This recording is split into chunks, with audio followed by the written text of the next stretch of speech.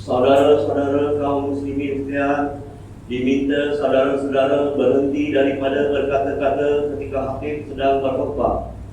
Kerana menurut tujuan hadis Rasulullah sallallahu alaihi wasallam yang telah diriwayatkan oleh Abu Hurairah radhiyallahu anhu, bahwasanya Rasulullah sallallahu alaihi wasallam telah bersabda, maksudnya barang siapa berkata-kata ketika hakim sedang berkhutbah, walaupun memperingatkan sahabatnya dengan perkataan diam sahaja sekalipun, maka nescaya luputlah pahala solat berjemaahnya.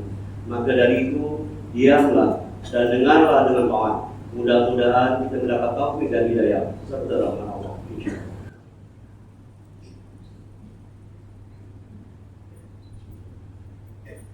Alhamdulillah.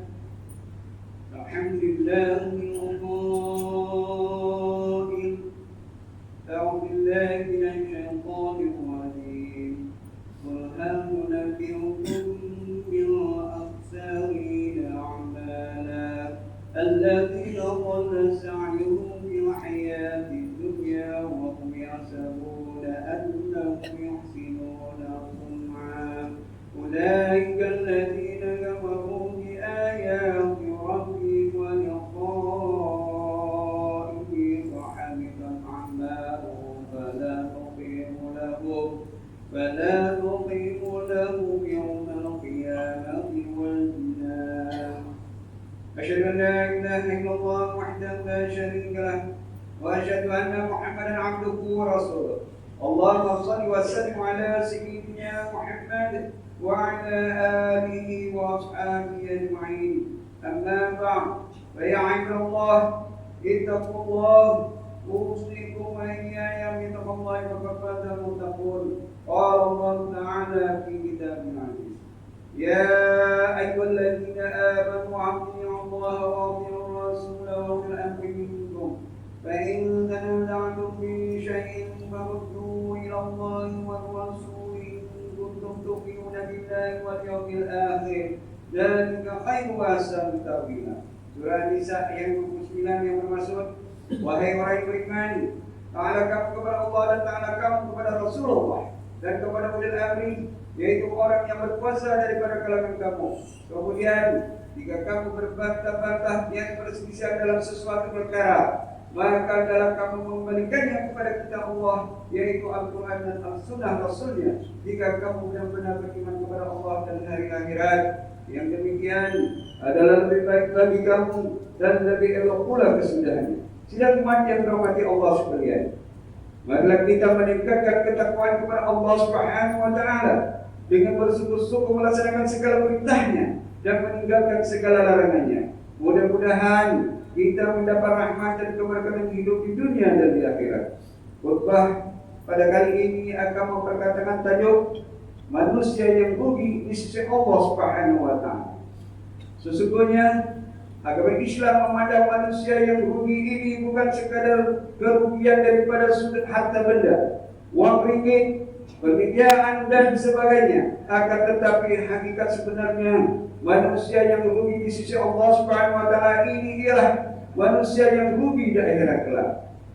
Hal ini dikatakan demikian karena orang yang rugi di akhirat kelak tidak akan memperoleh kebahagiaan yang hakiki di surga Allah Subhanahu wa taala. Persoalannya, siapakah golongan manusia yang rugi ini? Antara golongan manusia yang rugi ini ialah pertama, yaitu golongan yang beramal dengan sepenuh tenaga di dunia, namun hasilnya hanyalah mendapat kekecewaan dan kekesalan di akhirat. Mereka sia-siakan hidupnya selama di dunia dengan melakukan perbuatan yang batil dan yang melanggar syariat Allah Subhanahu wa taala. Mereka hanya mengejar kepentingan dunia sahaja tanpa memperdulikan bekalan amal untuk kehidupan di akhirat. Mereka juga menyangka bahwa perbuatan yang dilakukan di dunia adalah sebaik-baik amal. Padahal hakikatnya amalan mereka tertolak dan tidak diridhai Allah Subhanahu wa taala. Firman Allah Subhanahu wa taala yang dibacakan pada awal khutbah tadi dalam surah Al-Kahfi ayat 103 hingga 105 yang bermaksud, katakanlah, ya wahai Muhammad, maukah kami kabarkan kepada kamu akan orang yang rugi serugi-ruginya amal-amal perbuatannya, yaitu orang yang telah sia-sia amal usahanya dalam kehidupan dunia ini.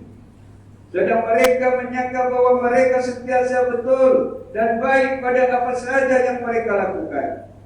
Mereka lah orang yang beringkar akan ayat-ayat Tuhan mereka dan akan pertemuan dengannya. Oleh itu, gugurlah amal-amal mereka, maka akibatnya kami tidak akan memberi sebarang timbangan untuk menilai amal mereka pada hari kiamat kelak. Masyarakat muslimin rahimahullah. Seterusnya yang kedua, golongan manusia yang rugi ialah mereka yang mencari agama selain daripada agama Islam. Mereka tidak mentauhidkan Allah Subhanahu wa taala dan mensyirikannya serta mengingkari ayat-ayat keterangan Allah Subhanahu wa taala. Hal ini boleh dirujuk melalui firman Allah Subhanahu wa taala dalam surah Ali Imran ayat 85 yang bermaksud, dan sesiapa yang mencari agama selain agama Islam, maka tidak akan diterima daripadanya, dan dia pada hari akhirat kelak dari orang yang rugi. Ketiga, golongan manusia yang rugi juga ialah mereka yang memiliki amal ibadat yang banyak, namun melakukan perbuatan-perbuatan yang menyakiti orang lain.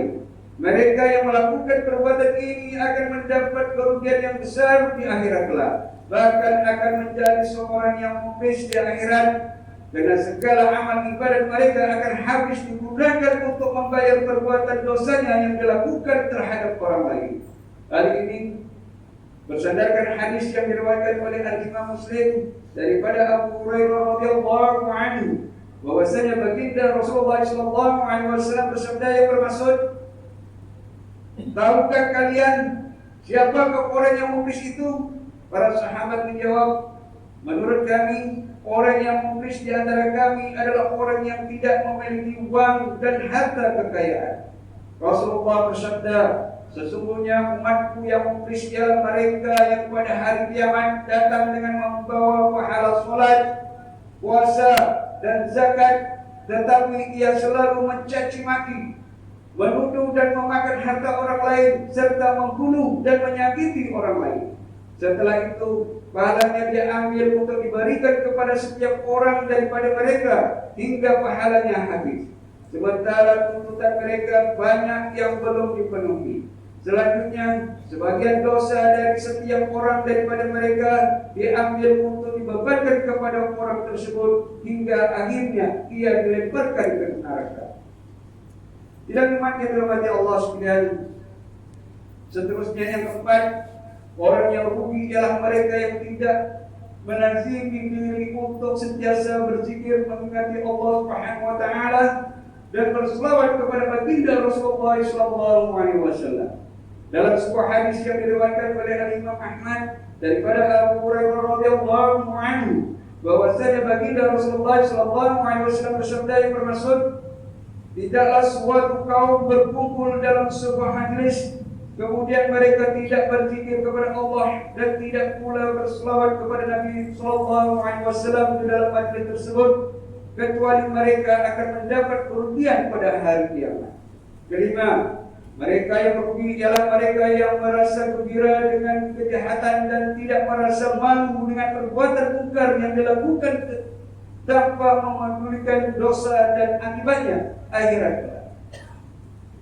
Mereka juga mengutamakan dunia daripada akhirat, sehingga mereka lalai mengingati Allah Subhanahu wa taala dan merasakan kehidupan dunia tempat untuk mereka mendapat keseronokan dan kegembiraan semata-mata. Hal ini selaras dengan firman Allah Subhanahu wa taala dalam surah Al-An'am ayat 4 hingga 5 yang bermaksud, sesungguhnya orang yang tidak percaya kepada hari akhirat, kami jadikan perbuatan-perbuatan buruk mereka kelihatan baik kepada mereka. Oleh itu, tinggallah mereka meraba-raba dalam kesesatan. Mereka lah orang yang akan beroleh azab siksa yang buruk di dunia, dan mereka pula pada hari akhirat adalah orang yang paling buruk. Tidak umat yang dirahmati Allah sekalian, justru sebagai pusat mengingati kubah pada kali ini, mimbar ingin mengingatkan umat sekalian Sebagai orang yang beriman, kita perlu mengelakkan diri daripada tergolong dalam kalangan golongan orang yang rugi. Karena orang yang rugi ini tidak akan mendapat kebahagiaan di surga Allah Subhanahu wa taala, bahkan akan mendapat azab siksa yang keras di neraka Allah Subhanahu wa taala. Elakkan diri kita daripada melakukan perbuatan-perbuatan yang boleh mendatangkan kerugian kita di akhirat kelak.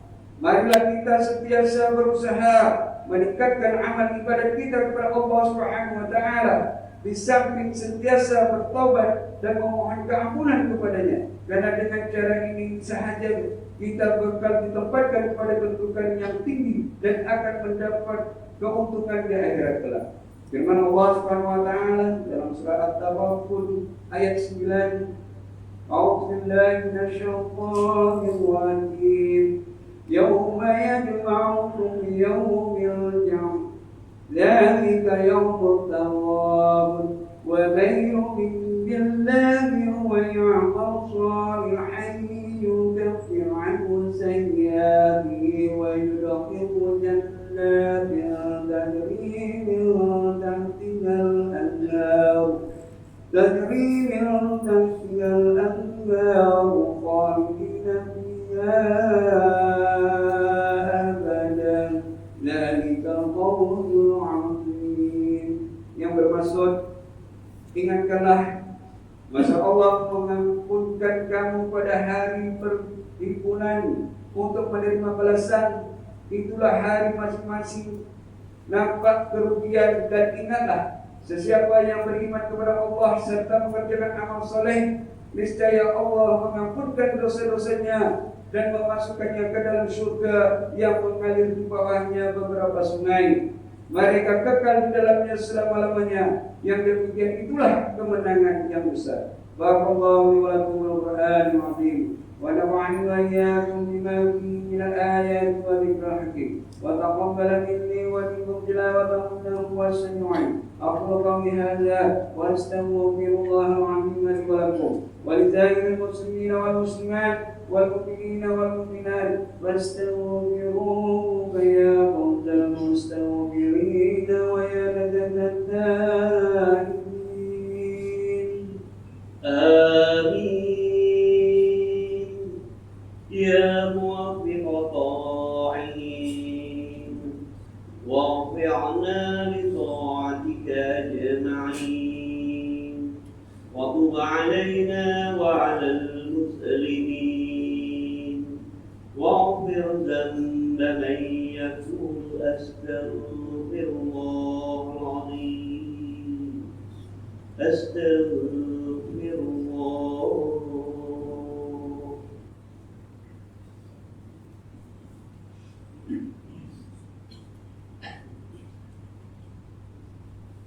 الحمد لله حمدا كثيرا كما امر. اشهد ان لا اله الا الله وحده لا شريك له اقرارا بربوبيته وايوانا لمن به وكفى. واشهد ان سيدنا محمدا سيد البشر صلى الله وسلم على سيدنا محمد وعلى اله وصحبه من تقرا عين من نذر ومن بقبال. اما بعد فيا عباد الله اتقوا الله فيما امر واتقوا عما نهاكم عنه وزجر. Wahai hamba Allah, ingatlah bahwa dunia ini adalah tempat tumpangan untuk sementara. Akhirat juga adalah sebenar-benar tempat yang kekal untuk selama-lamanya. Oleh itu, marilah kita bertakwa kepada Allah untuk mendapatkan kebahagiaan serta menyelamatkan diri daripada siksa api neraka. Allah berfirman dalam surah Al-Ahzab ayat 26, Inna Allah malaikatahu yusalluna 'alan nabi ya ayyuhalladzina amanu sallu 'alaihi wa sallimu taslima. Yang bermaksud, sesungguhnya Allah dan malaikatnya berselawat yang memberi segala penghormatan dan kebaikan kepada Nabi Muhammad sallallahu alaihi wasallam. Wahai orang yang beriman, berselawatlah kamu kepadanya serta ucapkanlah salam sejahtera dengan penghormatan yang sepenuhnya. Allahumma shalli wa sallim ala sayyidina Muhammad wa ala ali sayyidina wa maulana Muhammad. Marilah kita bermohon kepada Allah Subhanahu wa taala, semoga Allah meridai khalifah Rasulullah sallallahu alaihi wasallam yaitu Sayyidina Abu Bakar As-Siddiq radhiyallahu anhu, Sayyidina Umar bin Khattab radhiyallahu anhu, Sayyidina Uthman bin Affan radhiyallahu anhu, dan Sayyidina Ali bin Abi Thalib radhiyallahu anhu. Dan sahabat-sahabat baginda yang sama-sama berjuang menegakkan agama Allah yang Maha Suci radhiyallahu anhu. Seterusnya kepada bapak saudara junjungan kita Sayyidina Hamzah dan Sayyidina Abbas radhiyallahu anhuma, cucu dan baginda Sayyidina Hasan dan Sayyidina Husain radhiyallahu anhuma, putri-putri baginda Sayyidah Fatimah Zahra dan lain-lainnya radhiyallahu anhuma, istri-istri baginda Sayyidah Khadidah, Sayyidah Aisyah dan lain-lainnya radhiyallahu anhuma. Kepada sekalian keluarga, sahabat-sahabat, pengikut-pengikut sahabat radhiyallahu anhum, dan yang menuruti mereka itu dari semasa ke semasa hingga hari kiamat. Allahumma bil muslimin wal muslimat wal mu'minina wal mu'minat al ahya'i minhum wal amwat. Ya Allah, ampunkanlah sekalian kaum muslimin dan muslimat, mukminin dan mukminat, sama ada yang masih hidup ataupun yang telah meninggalnya. Ya Allah, peliharakanlah akidah kami yang berlandaskan akidah Ahlussunnah wal Jamaah, aliran Ahmadiyah dan Al-Maturidiyah. Ya Allah, pelihara, lindungi, jauhi dan selamatkanlah apalah kiranya diri kami ini, zuriat keturunan kami, keluarga kami, dan umat Islam keseluruhannya dari apa jua bala bencana, wabak dan penyakit segala berbahaya, kesusahan dan keburukan. Ya Allah, kurniakan kemuliaan dan kesejahteraan kepada mereka yang berjihad dan menangkapkan hartanya ke jalan-Mu, seperti pembayar zakat, pewakaf dan seumpamanya. Ya Allah, kurniakanlah taufik dan hidayah, kekuatan, kesejahteraan dan pertolongan kepada ketua-ketua negara Islam dan raja-rajanya, hanya kepada Amdakal Haris Syekh Atik, Sultan Ibrahim bin Al-Mahmud Sultan Iskandar, Sultan yang dipertuan bagi negeri dan jejak Johor Darul, kepada Raja dari Sofia bin Al-Mahmud Sultan Idris Shah, Permaisuri Johor, kepada Tunku Ismail bin Sultan Ibrahim, Tunku Mahkota Johor, dan Tuan Besar Panda bin Mustamam, para putra-putra dan putrinya, kerabat-kerabat raja dan rakyat sekalian. Allahumma inna al-Islam wal muslimin wa al-kafara wal mutani'an ya wal musyrikin wa kullu man wa'anu wal-din. Allahumma qammu muslimin wa inna 'an madinin wa asim ala sammaduni wa ja'al hadzal balada amina mutma'inna rahiyya wa sa'ira biladil muslimin. Amin ya rabbal alamin. Allahumma la'inna wa dhurriyyatina wa rasulana wa qam'ana jannatul abrar ya aziz ya ghaffar ya rabbal alamin. ربنا هب لنا من ازواجنا وذرياتنا قرة اعين واجعلنا للمتقين اماما. ربنا اغفر لنا ولاخواننا الذين سبقونا بالايمان ولا تجعل في قلوبنا غلا للذين امنوا ربنا انك رؤوف رحيم.